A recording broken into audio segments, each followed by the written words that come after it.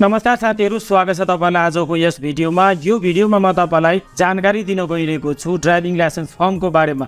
जस्तै कि तपाईले ड्राइभिङ लाइसेन्सको फर्मलाई अप्लाई गर्नुभयो र तपाईले ट्रायल दिनुभयो र ट्रायलमा तपाई फेल भइहाल्नुभयो, अथवा साथीहरू तपाईले ड्राइभिङ लाइसेन्सको अनलाइन फर्म भर्नुभयो र जब तपाईले ट्रायल दिन जानुभयो त्यहाँनिर तपाईको कुनै मिस्टेक भयो हैन, तपाईको फर्म त्यहाँनिर एक्सेप्ट भएन, अथवा साथीहरू तपाईको जुन ड्राइभिङ लाइसेन्स छ तपाईले लिखित एक्जाम दिनुभयो त्यसमा फेल भइहाल्नुभयो।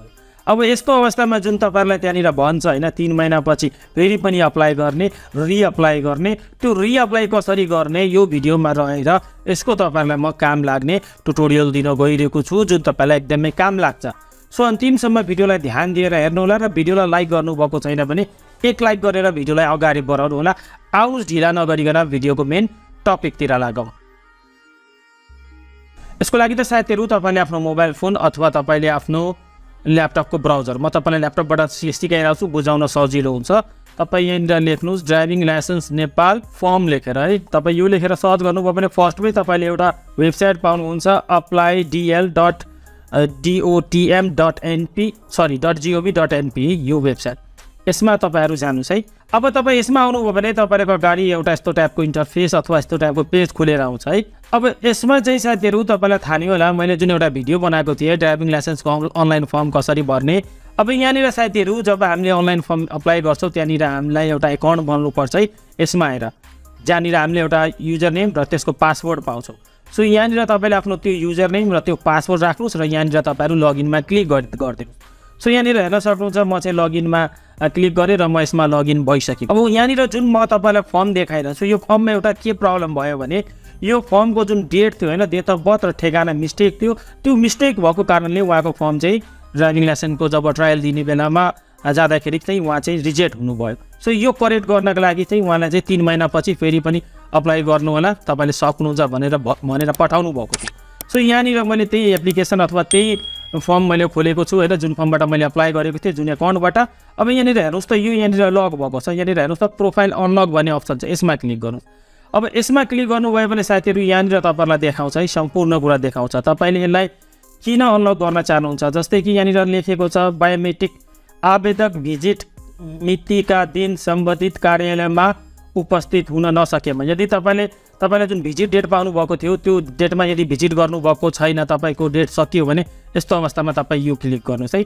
अर्को यहाँनिर रहेको छ राइटिङ फेल, यदि तपाईले लिखितमा फेल हुनु भएको छ भने यसमा क्लिक गर्नुस्। लिखितमा फेल भएर फेरि पनि अप्लाई गर्न चाहनुहुन्छ भने तपाई यसमा क्लिक गर्नुस्।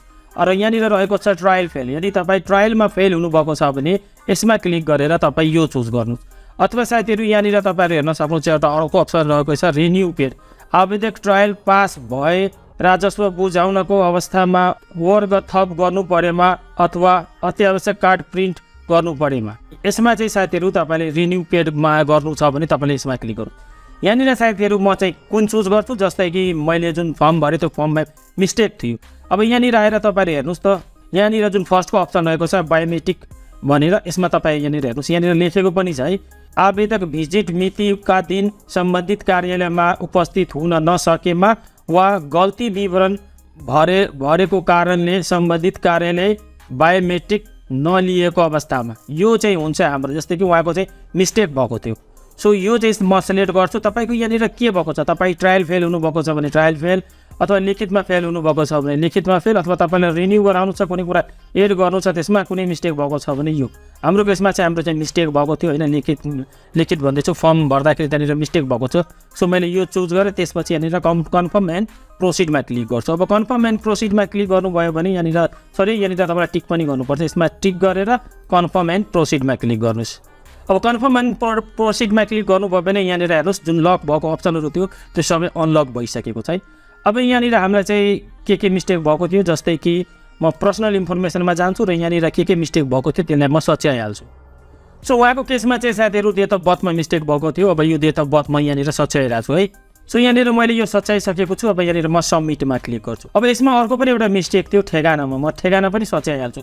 सेम यस्तै तरिकाले साथीहरु तपाईको कहाँनिर मिस्टेक भएको थियो तपाई सच्याइहाल्नुस्। सो यहाँनिर मैले आफ्नो ठेगाना पनि सच्याएँ, त्यसपछि यहाँनिर म सबमिटमा क्लिक गर्छु। अब सबमिटमा क्लिक गरिदिनु भयो भने जानकारीहरु सोधेको छ, तपाईको पासपोर्ट नम्बर छ भने दिनुस्, यदि छैन भने नदिँदा पनि हुन्छ है। जस्तै कि उहाँको केसमा चाहिँ मैले पासपोर्ट नम्बर उहाँसँग छैन, सो मैले भरेको थिइनँ। सो यहाँनिर म एप्लिकेसन पोर्टल भन्ने अप्सन हुन्छ, यसमा क्लिक गर्छु। सो हाम्रो यहाँनिर सबै कुरा सकिसकेको छ है। अब चाहिँ हामीले यहाँनिर ड्राइभिङ लाइसेन्सको लागि अप्लाई गर्छौँ, अप्लाई फर ड्राइभिङ लाइसेन्स। फेरि पनि हामीले रिअप्लाई गर्दैछौँ है। त्यसपछि यहाँनिर टिक गर्नुपर्छ, यो सब कुरा त तपाईँलाई थाहा नै होला। टिक गर्नुहोस्, नेक्स्ट गर्नुहोस्। त्यसपछि तपाईँलाई के को लाइसेन्स लिनु छ, एबी होइन, के को लिनु छ। उहाँको केसमा चाहिँ ए हुन्छ, मैले ए सिलेक्ट गरेँ। अनि त्यसपछि यहाँनिर फेरि पनि तपाईँले नेक्स्टमा क्लिक गर्नुहोस्। त्यसपछि यहाँनिर तपाईँले आफ्नो प्रदेश चुज गर्नुहोस्, मैले प्रदेश नम्बर 1 चुज गरेँ। त्यसपछि यहाँनिर तपाईँ कुन ठाउँबाट ड्राइभिङ लाइसेन्स बनाउन चाहनुहुन्छ, उहाँको केसमा चाहिँ विराटनगर हुन्छ, मैले विराटनगर क्लिक गरेँ। अनि यहाँनिर डिफ्रेन्ट टाइपको अप्सनहरू हुन्छ, तपाईँको नजिकमा कुन छ अथवा तपाईँकै सहरमा छ भने त्यो पनि चुज गर्न सक्नुहुन्छ। त्यसपछि नेक्स्टमा क्लिक गर्नुहोस्। त्यसपछि यहाँनिर तपाईँलाई डेट चुज गर्न भन्छ है। अब यसमा एउटा समस्या के आउँछ भने डेट नै यहाँनिर फुल हुन्छ है। अब डेट फुल हुन्छ, अब यसको लागि त जस तपाईँलाई वेट गर्नुपर्छ। जस्तै कि यो फागुनमा चाहिँ खाली छ, माघमा चाहिँ यो सम्पूर्ण कुरा बन्द छ। अहिले माघ 26 गते सबै कुरा बन्द छ। सो म चाहिँ फागुनको 3 गतेको दिन बरु म राखिदिन्छु। कुन दिन?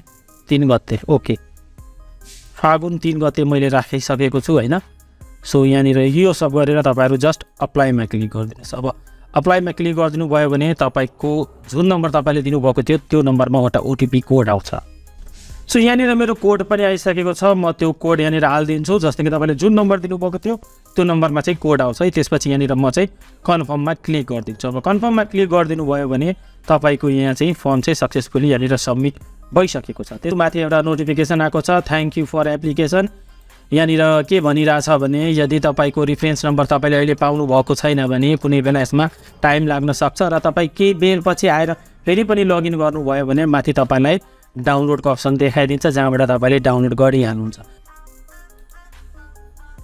जस्तै कि यहाँनिर मैले यसलाई चाहिँ रिफ्रेस गरेँ। रिफ्रेस गर्ने बित्तिकै यहाँनिर एउटा प्रिन्टको अप्सन आइसकेको छ र रिफरेन्स नम्बर पनि यहाँनिर आएको छ है। अब यो रिफरेन्स नम्बरलाई कपी गरेर तपाईँले आफ्नो वाट्सएपमा सेभ गरिदिन सक्नुहुन्छ है। वाट्सएपहरू कहाँनिर राख्नुहुन्छ त्यहाँनिर तपाईँले यसलाई यो रिफरेन्स नम्बरलाई पनि राख्नुहोस् र यहाँनिर प्रिन्ट एप्लिकेसन भन्ने हुन्छ, यसमा क्लिक गर्नुहोस् र यसलाई चाहिँ साथीहरू तपाईँले सेभ गरिहाल्नुहोस्।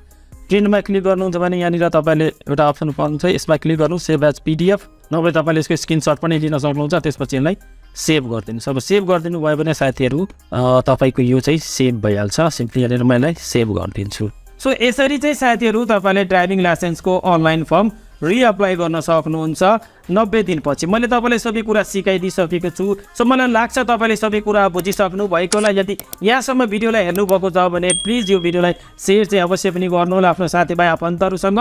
र केही काम लाग्ने भिडियोजहरूको लिङ्क मैले तपाईँलाई स्क्रिनमा देखाइरहेको छु। तपाईँसँग थोरै समय छ भने यो भिडियोजलाई पनि चेकआउट गर्नु होला। आजको यस भिडियोमा त म यही बिदा माग्छु। भिडियोलाई अन्तिमसम्म हेरिदिनु भएकोमा धेरै धेरै धन्यवाद।